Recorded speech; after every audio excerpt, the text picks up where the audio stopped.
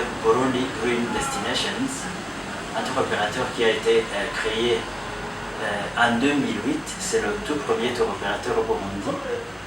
C'était après la guerre qui a duré le plus au Burundi, de 2013 à 2005.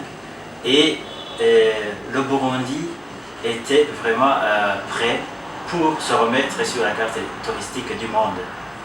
Et pour le faire, beaucoup d'entreprises touristiques ont été créées.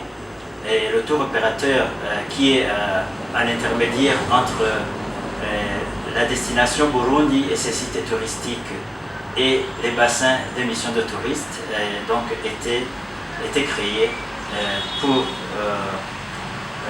principalement cet objectif d'orienter les touristes vers le Burundi et les pays voisins. Ces objectifs, c'était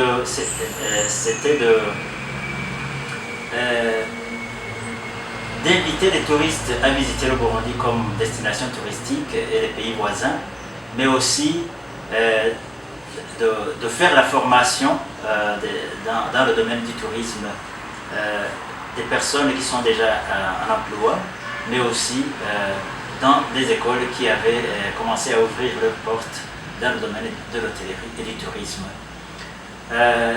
L'autre aspect, c'était d'organiser les conférences, d'organiser des événements comme les foires touristiques et aussi de développer des actions qui pouvaient contribuer dans la protection de l'environnement et de la culture.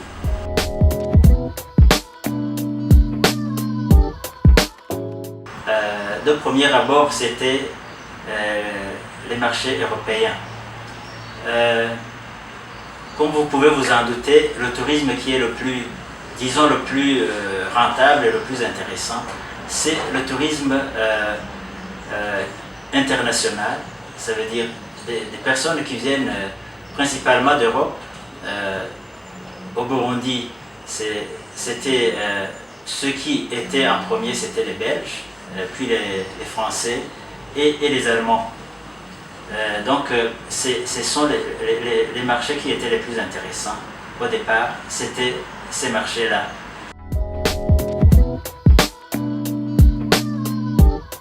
Malheureusement, il y a eu des événements qui n'ont pas permis la croissance et le décollage qui était visible. C'est principalement la crise de 2015 qui a frappé beaucoup les voyages et donc le tourisme, et qui a même influé beaucoup sur la réduction de l'emploi au niveau des entreprises d'hôtellerie et de tourisme. Puis évidemment le Covid qui est venu en 2020, au mois de mars, alors que le Burundi commençait à avoir un regain d'intérêt des touristes qui venaient de l'extérieur.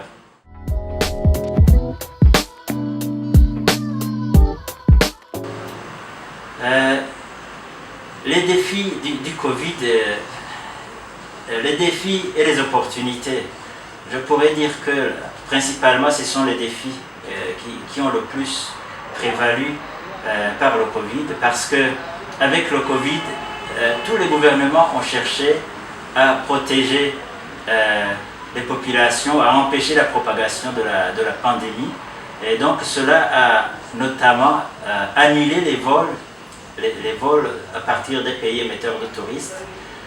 Cela a empêché les hôtels d'accueillir des visiteurs, et de premier abord, il y a eu carrément un stock, mais une reprise très, très lente s'est opérée quelques temps après, et cela a permis de vivre avec le Covid, mais aussi de prendre d'autres orientations, notamment le développement du tourisme intérieur dans le pays, mais aussi du tourisme de la sous-région. Comme opportunité donc, les tours opérateurs se sont tournés beaucoup plus à un tourisme de proximité. Donc les visiteurs qui venaient des pays voisins, comme en premier la Tanzanie, et en deuxième lieu le Congo, la RDC et le Rwanda principalement.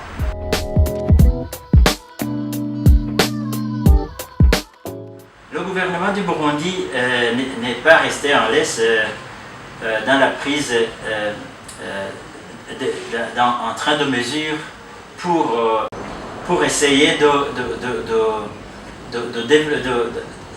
d'orienter l'activité touristique pendant le Covid et de mitiger donc l'impact que cela pouvait causer. Et le Burundi a donc s'est mis ensemble avec les autres pays de la sous-région de l'EAC, de la communauté de l'Afrique de l'Est, qui ensemble donc ont mis au point un plan stratégique de redressement du tourisme jusqu'en 2025. Et donc à travers ce plan, les pays partenaires de l'EAC ont pu trouver les moyens pour pouvoir notamment former le personnel, donc le renforcement des capacités, mais aussi la promotion du tourisme dans l'EAC comme destination touristique unique qui a été principalement basé sur le slogan Tembea Nyumbani en Swahili, qui veut dire pratiquement visiter à l'intérieur de la région de l'EAC. Et cela a commencé donc au niveau d'un plan marketing. Et au niveau du plan de redressement, il y a le renforcement des capacités. Et puis, il y a un troisième projet qui est un projet de mettre en ligne le catalogue du tourisme au niveau de l'EAC. Donc ce sera le lancement du catalogue électronique du tourisme au sein de l'EAC. Tout cela, ce sont des mesures incitatives du gouvernement du Burundi, ensemble avec les autres États membres de la communauté est-africaine. Et cela donc va soutenir la reprise de l'activité touristique et la résilience de cette même activité.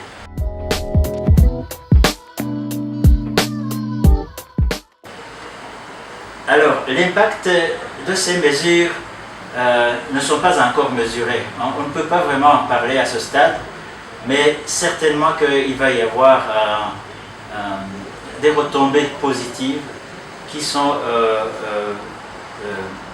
grâce à ces mesures prises au niveau de la région des États membres de l'EAC.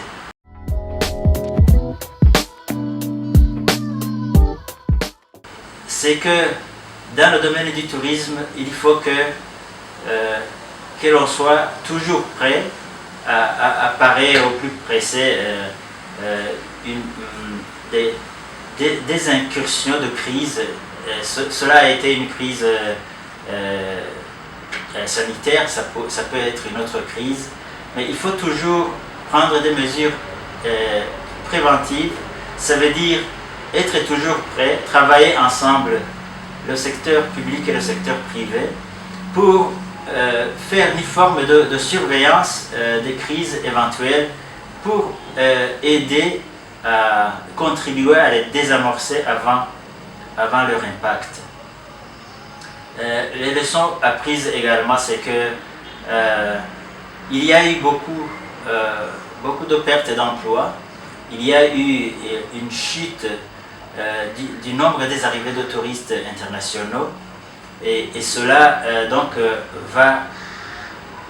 ça va être très difficile de pouvoir retrouver le niveau d'activité d'avant la crise, je veux dire de l'année 2019.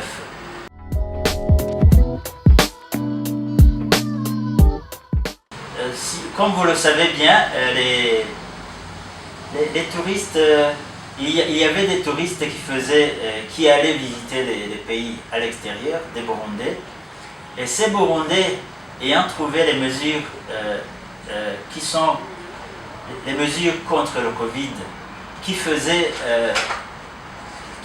qui augmentaient le nombre de jours de séjour et donc le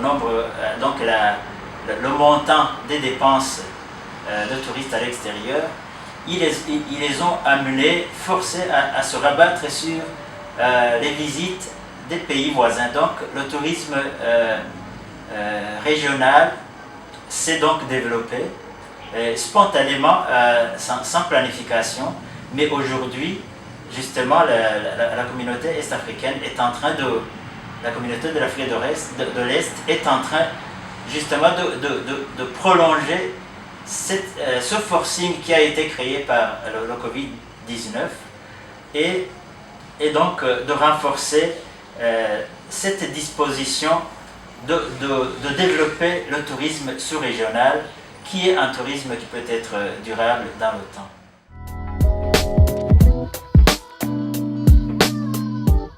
L'état actuel du secteur du tourisme au sein de la communauté de l'Afrique de l'Est n'est pas très important actuellement, mais la tendance est positive et il y a lieu de croire que d'ici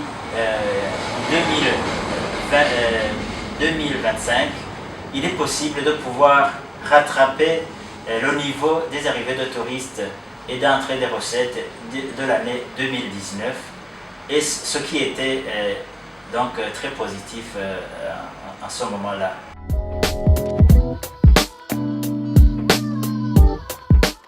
Ce qui est important, je crois que, et ça a commencé à avoir lieu, c'est de pouvoir harmoniser les bonnes pratiques, qu'il s'agisse de l'activité touristique en temps normal ou pendant la crise, c'est de pouvoir se mettre ensemble et harmoniser les pratiques pour qu'il n'y ait pas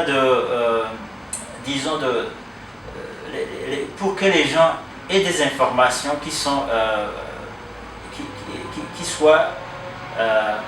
de manière qui soient harmonisées, hein, pour que les gens aient des informations qui sont similaires et donc faciles à retenir pour les visiteurs.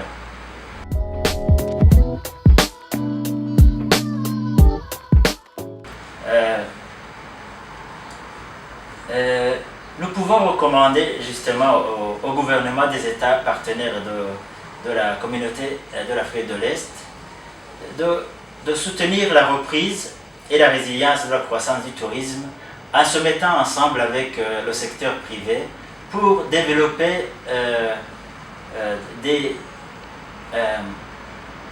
circuits multidestinations. Ça veut dire qu'un touriste qui arrive dans un pays de l'EAC, qu'il puisse visiter les autres pays, que les tours opérateurs se mettent en collaboration sous forme de B2B pour pouvoir travailler ensemble et développer des circuits touristiques qui devraient être vendus ensemble dans tous les pays de l'EAC, si c'est possible, ou des circuits qui peuvent relier 2 ou 3 ou tous les pays de l'EAC.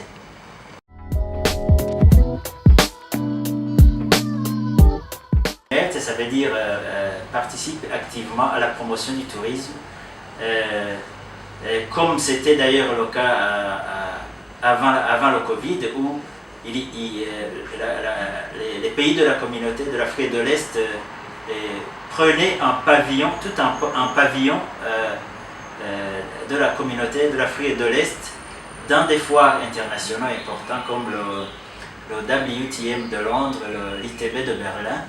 et même au niveau de l'EAC. Ça veut dire se mettre ensemble dans un même pavillon pour vendre une seule destination sous forme des pays partenaires de la communauté est-africaine. Cela pourrait donc soutenir la reprise et la résilience et la croissance du tourisme au niveau de l'EAC. C'est cela que nous pouvons donc recommander au niveau des pays de l'EAC, de se mettre ensemble évidemment avec le secteur privé et travailler sous forme de partenariat public-privé pour des investissements substantiels et durables et pour développer l'écotourisme et les projets de tourisme basés sur les communautés, pour donc un tourisme responsable dans la sous-région. Je vous remercie.